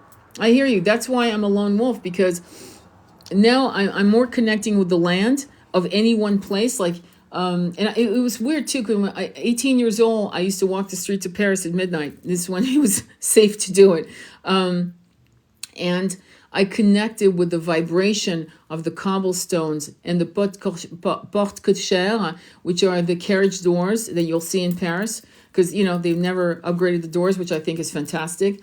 And the gargoyles and the moon and the skylight. It just... And I connected with the vibration that those had walked there before, people like Voltaire and Molière and other people like that, and including the vibration, if you will, of the French Revolution, of what it took for women, because I don't know if you guys know, the French Revolution was started by mothers, but ultimately, what I want you to know is that this feeling of never feeling quite home can be incredibly painful if you allow it. You will always feel like that here. I'm just going to be straight up. There will be moments of nectar where you feel so connected with Pachamama and the universe that feeling, that malaise, that melancholy that seems to be in the catacombs of your own self, right? That emerges will disappear, will be completely eradicated, and you will feel at one with everything. And those moments are nectar. That's when the portals open for you, when you're in the right frequency and in the right place of, surrender, right? But that feeling is a starseed. It's one of the signs you're a starseed, number one, because ultimately home isn't on these planets. There's other planets, other sentient bodies that we step into, and it doesn't quite feel right? And that is a normal side effect of being a starseed, in particular in planet Earth. It's very dense. It's like a fish out of water type of thing. So what you need to do is keep talking to people like us, like this group here, and share each other's contacts and follow each other. When you see each other comment like that, you should be following each other so that you guys can bolster each other, and be there for each other. You know what I'm saying? And find out, where do you live? Well, what's your WhatsApp number? Muscle Joy, you're over here, I'm over here. Let's talk, Chat away, my friends. Connect with each other, make efforts, travel to meet each other. My friend D Sunshine, who passed November 19th of last year, I feel like crying whenever I mention him. Sorry. He was a nomad. He was amazing. He had friends all over the world. He was so kind and generous. He was also very gruff. He was also very he didn't believe in the woohoo. That was his pain. He had a hard time in believing in the woohoo, but he believed in people. It's weird. It was a weird thing. And ultimately, it didn't make sense for him to keep being in this body. You know what I mean? His heart, he had heart problem, which is heartbreak, right? It's the heart breaking. He'd been hurt, and he was very spiritual in a 3D brain. I never could understand. I couldn't speak. We couldn't talk on the same. We were not on the same language. Okay, but he was extremely generous and kind, and this stagnant brain that he had, it really like stubborn, you could say, was the pain that he had. However, when he passed away in Scotland, he passed in a community of people, a beautiful community in Scotland. He was surrounded by friends and people chanting Catan and whatever, right? So we need to build that for each other. I should have a community. You should have a community. And we need to do whatever we can to build those communities. If you were ill, I would want to, if you were my friend and I knew you, I would want to invite you to my home so we could take walks together and talks and eat beautiful foods together and meditate together and do things like this. Is what we should be doing. We should be opening our doors to friends who are of like mind, who are starseeds, who are feeling bereft or alone, who need maybe a break, a month or two, and or 6 months. I've invited my uncle here, and as a matter of fact, I just remember I have to call him. He's very ill, and I've said, come here, come be with us. Just get away from France for a while and come here for something new. Let's go to Woodstock. Let's go to Saratoga Springs. Let's travel together. Let's go hiking in Overlook Mountain. Let's look at some prayer flags. Let's look at some temples. Let's do shit together. And he was open to it, but he's very sick. His heart is broken as well. I moved 4 times before last Christmas. I was in a dark spot with bad energy around. Twin rains still being tested now with 3D being thrown. Yeah, 3D, I hear you. Always willing to connect. I'm in Nashville, Tennessee. There you go. So please, share each other's information. Please make efforts. Don't just, the bad thing about the lockdown is it really rewired habits. It takes 30 days to create a good habit or a bad habit, right? So the lockdown really created the bad habit of people being used to being isolated from each other. That was really shitty, okay? And it should have never happened. And it should have never been allowed to that level of stupidity and fear, okay? So what I'm going to say to you, there's an old Vedic saying. Oh, yeah, and I mentioned I was going to talk about the Bhagavad Gita, which I want to talk to you about in a minute. There's an old Vedic saying that it says, if a man is destined to die by drowning, he will not hang. Did you get that? If a man is destined to die by drowning, he won't hang. What does that mean? It means that if he's meant to live, she is meant to live, nothing will harm it. And if he's meant to pass away, nothing will save that person. It's that simple. So when you live your life with that kind of understanding, right, then you live a fearless life. Well, because you know that when the day is, there's nothing you can stop. there's nothing you can stop it. If your expiration day is in an hour, there's nothing I can't stop, and none of us can stop it. Does that make sense? So that makes you freer in your experiences. That makes you more apt to have a joyful life. But that doesn't mean you don't listen to your gut, your heart. Like if you are, it's over there. If you are hitchhiking and doing your thing and you feel like you shouldn't get in someone's car, just being honest. Okay. I'm going to just tell you straight up. Don't confuse what I just said on the Vedic saying with that. It's you being very aware of yourself and going, yeah, that doesn't feel right, or this person doesn't feel right, or whatever. And that's it. You don't need to explain it, try to figure it out. And your friends trying to tell you, no, you're fine. He's good. She's good. What are you doing? If your hit is a no, it's a fucking no. And that's it. Okay. Now, one of the things I liked about the Bhagavad Gita that I loved, because I always struggle with the concept of free will and fate. And I've said this before in life, so if you've heard this before, I apologize, but some of you haven't. So there's a famous battle called the Battle of Kurukshetra, which the Bhagavad Gita starts with that. And it's Krishna, who's the personification of God. Krishna comes in as a blue figure. If you've ever seen any of these beautiful art paintings of Krishna. And Krishna is the charioteer for Arjuna, the mighty armed one. Arjuna means the mighty armed one in Sanskrit. And so Arjuna is a king. And across the battlefield are his uncles and nephews and cousins and brothers, and they're on this battlefield. And they are demons, okay? So they are the shadows. They are demonic forces. And Krishna comes to Arjuna and says, the battle will begin. And Arjuna is really having a fight between his own, moral values. Like, I can't, these are my people, these are my countrymen. I can't, kill them. I can't do this. I don't want to do this.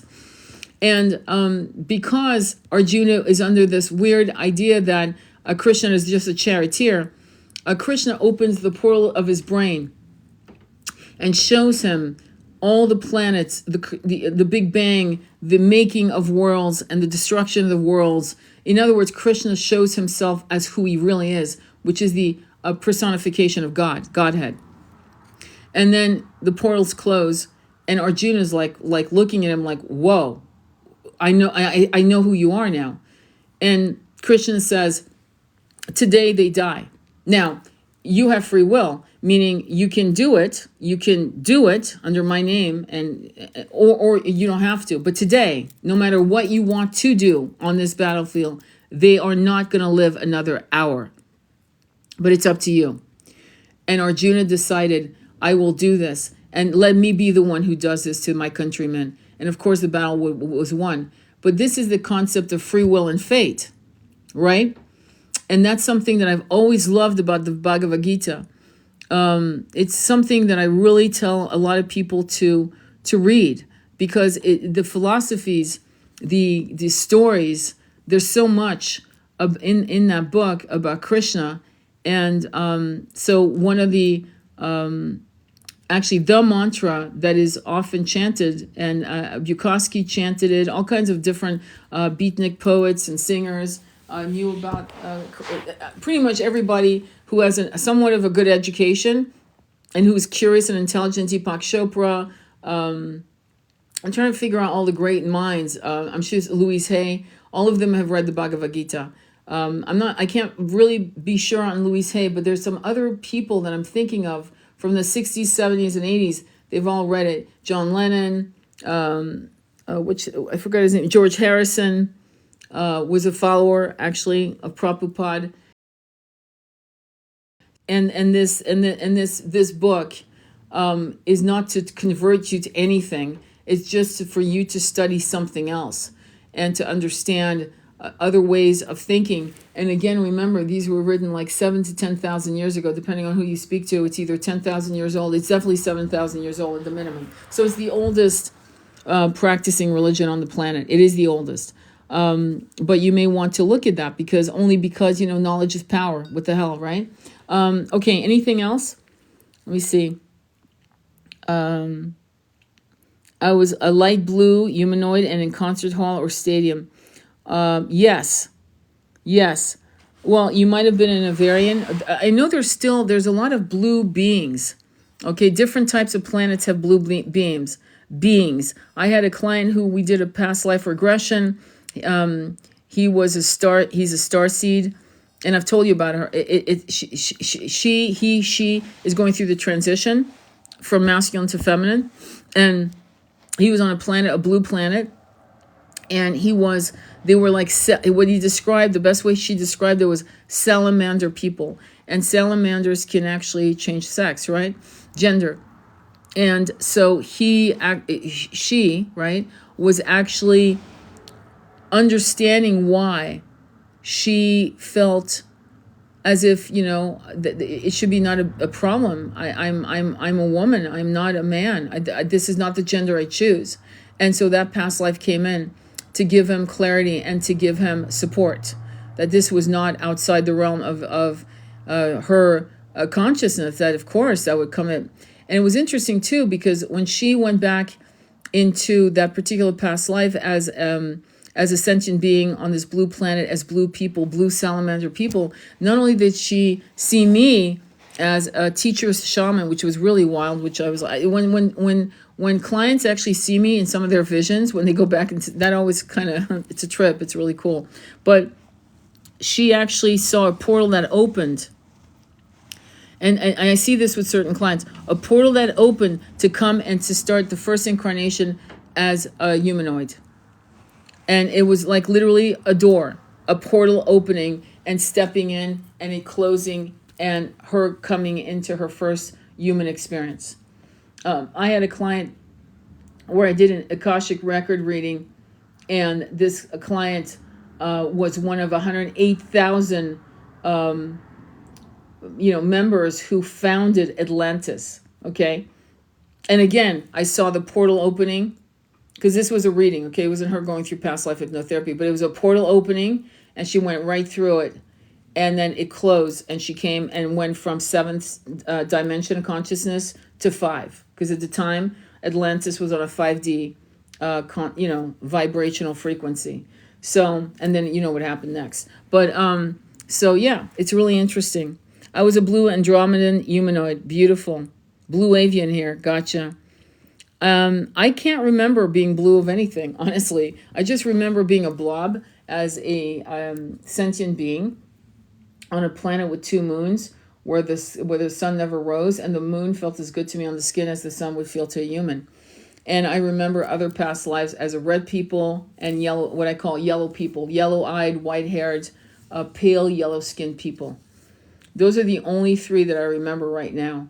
But, I haven't gone too much into it. And then when you go into your past lives, when you do past life hypnotherapy, you may go through what I talk about, the mundane incarnations on human life, right? And the brain has to process until the soul takes full, control of the reins of this journey, right? Of the vehicle of going back into time. And suddenly an hour may ensue, and suddenly, boom, there comes the nectar of starseed incarnations. I'd say 80% of the clients that do hypnotherapy with me, 80% are starseeds. 80% will have a past life as a starseed. They will have that experience, if not 1 or 2, during a past life regression. When you read Michael Newton's books, called Journey of Souls and Destiny of Souls, if you remember, he said 30%. And you have to remember, this was in the 20... I think he was doing this in 2010, he died in 2016. So I would say 2000, right? He started seeing people who had starseed past lives, 30% of his clients. My clients are 80%. Okay? I think 1 is because I'm a starseed, and 2, because a lot of you are waking up. A lot of you are waking up, and it's not even an issue for you to get into it. I had one client who had a starseed past life, and she saw her skin being like almost like leopard colored, like with the spots and so forth. And I remember her, I might have mentioned it to you in a live before, and she looked, and I always ask people, look at your hand, tell me how many fingers you had. And she said 5. And as soon as she said 5, I knew she was lying. And she was lying. And when we came out of it, I asked her again, how many fingers did you see? And she paused. She was really like, it confused her. But then she said, I saw 3. I go, yeah, I knew you did. She goes, how did you? I said, because of the way you paused. You didn't want to, you were trying to process through your 3D brain, how make this make sense type of thing. Like what the hell is this? But some of these planets are very arid. They're either ice planets, desert planets. They're very mundane. They're very boring. Okay, I'm just going to be straight up. They're fucking boring. That's why this planet is so fantastic. The only thing we're having a problem with in this planet is the infrastructure and the people who control this planet. Aside from that, the planet, as I keep saying in every life, you'll hear me say it in every life, is fantastic. It's diverse as all I'll get out. And we're blessed. Diverse food, diverse races of people, diversity galore. Whereas some of these planets are very dry. They're very... and the people all look alike, and with variances of noses and eye shapes and sizes, but pretty much. And that to me is boring. And I think that's why many of us, we keep forgetting why we're here. And we enjoy the diversity, And we're now here at this particular juncture called the ascension and the new earth. We're here to claim the planet back from the wrong hands. It's tight-fisted grip, but we're gonna fucking whatever it takes. We're getting control back, and we're going to create the new earth the way it should always have been, abundant for everyone, balance of give and take. Will we have polarities? Yes, but not to the levels of this toxic shit show that we have right now. That is not okay. So anyway, I want to send you much love. I want to thank you so much for being here, and we are drawn to each other very much. I don't know if you remember, Tony, but we went back to my first life, and the planet doesn't exist anymore. Yes, that is tough. That is really tough. I do. And what is interesting is there's a woman called Julie Aubière, I would say Aubière. And she was all what they call New Age, which I call ancient wisdom, okay? And she became a diehard Catholic, which is fine, whatever. She's into human design and so forth. But anyway, in one particular past life, she had uploaded it to YouTube. It was extraordinary. And she took all her YouTube videos down on what she called New Age, blah, blah, blah. She kind of did a Doreen Virtue on all of us. You know what I mean? If you know what I mean by Doreen Virtue. Anyway, in one of the planets, Rachel, it was beautiful. It was tropical. It was gorgeous. It had dolphins, the whole bit, right? And as they're being airlifted out into their individual airpods, kind of like Superman, she's just sobbing and sobbing because the planet is exploding. We have malevolent starseeds. Okay? You know them as Anunnaki, but Anunnaki means starseeds. And Anunnaki come in various, just like the word human being doesn't mean you're from Africa or China or Europe, right? So Anunnaki is kind of like this word that people kind of have a knee-jerk reaction to. But some Anunnakis are very kind and loving and respect us, and some are here to harm us, and they're using various energetic things to it's almost like they're using a straw to suck in the energy of our fears, our anger, our rages, our implosions, our ideation to self-harm are all food for them. Food. And so you have to get real. I'm sorry if I sound woohoo, but at this point, how wrong can I be when so many brilliant people who I respect agree? Regina Meredith, David Icke, Freddie Silva. I'm not here to, I'm sure Deepak Chopra. People who know, that with the light, there's the dark. And the dark can be very destructive. And yeah, these planets were destroyed by other forces that ate it up. If you've ever seen the movie Fifth Element, watch the movie Fifth Element. A lot of these movies are from starseeds who remember like papyrus shards, like fragments of their own experiences from other planets that are no longer. And there's a melancholy to that reverberates throughout one's soul. However, the true home is with the one of 1,000 names, the one who created us all. That is the true home, and that home can never be destroyed. And so take heart in that. Remember that, okay? All right, any other comments I want to read? Yes, I wrote it down and what planet it was, but yes, it exploded. Yeah. Lyra. So, yeah, it's intense, my friends. We are quite something. I am proud to walk among you, and we are something else. We are unlike archangels, and God bless them for walking beside us and being our bodyguards. Unlike archangels, we have free will. And free will is a double-edged sword. Double-edged sword. Okay, free will can harm you. You can harm yourself with your free will, or you can actually progress exponentially to levels of power and power of goodness within you to help us all. Again, I always say this, always. When you heal, I heal. When I heal, you heal. It's a real thing. Andromeda Flame, I believe so, and it plays a role in Earth's moon. Isn't that interesting? Yeah, that was wild. Any other questions or comments? Please share now. Please share now. So I will upload this on my YouTube channel, which is Sacred Intimacy Tarot. You can go on my profile page.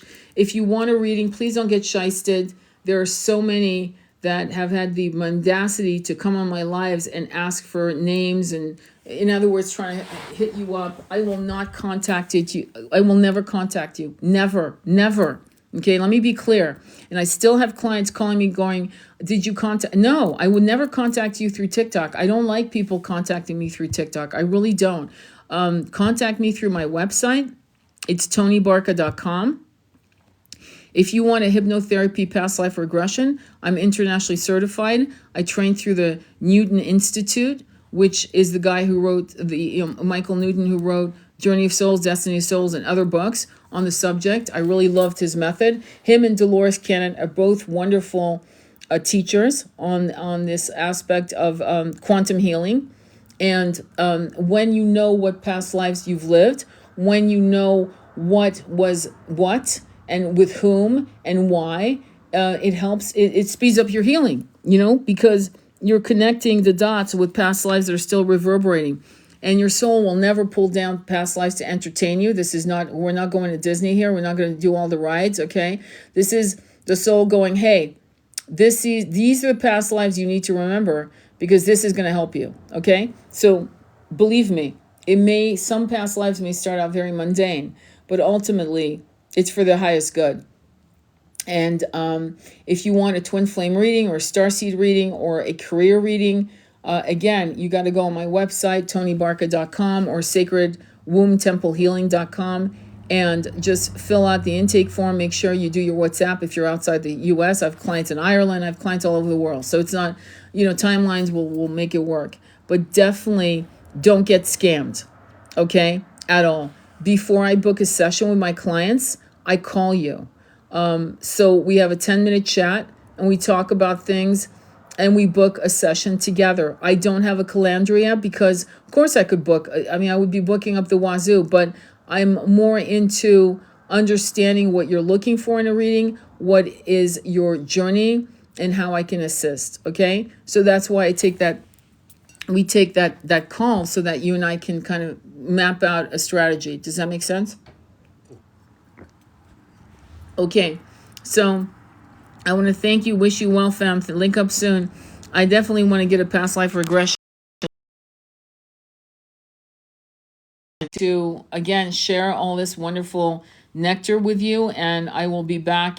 I might do a numerology clinic later on today, and so, feel free to share my lives, and I so appreciate you all. Thank you, family. Be well. Okay, namaste. See you soon.